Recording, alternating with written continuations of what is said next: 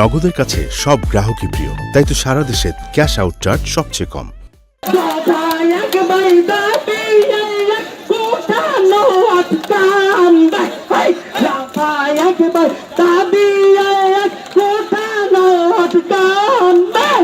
জগন্নাথ জগছে আবার দেখলে তোরা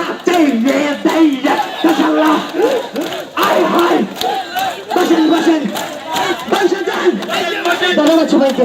এটা মূলত আমার লেখা ছিল। ধন্যবাদ।